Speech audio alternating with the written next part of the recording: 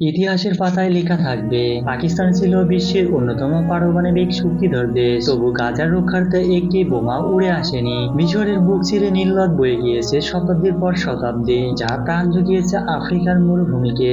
অথচ পাশেই গাজার শিশুরা তৃষ্ণায় কাঁপতে কাঁপতে মাটিতে লুটিয়ে পড়েছিল।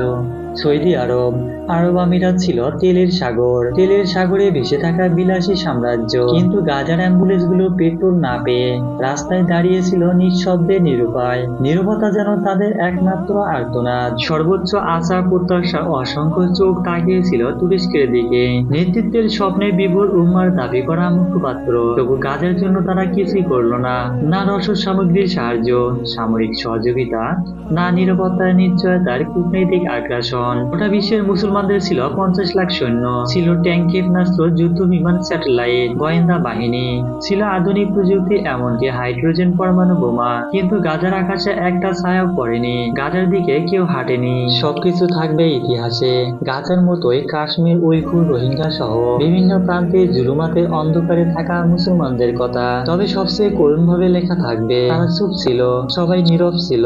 মৃত্যুর চেয়েও গভীর ছিল সেই নীরবতা। কি দেখবো আর কি বলবো, ভাষা নেই।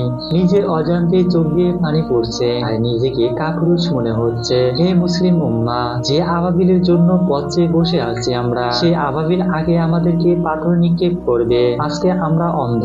হে ফিলিস্তিনিবাসী, তোমরা আমাদেরকে ক্ষমা করে দিও। দেখা হবে জান্নাতে তোমাদের সাথে ইনশাআল্লাহ। আমরা অক্ষম হয়ে গিয়েছি।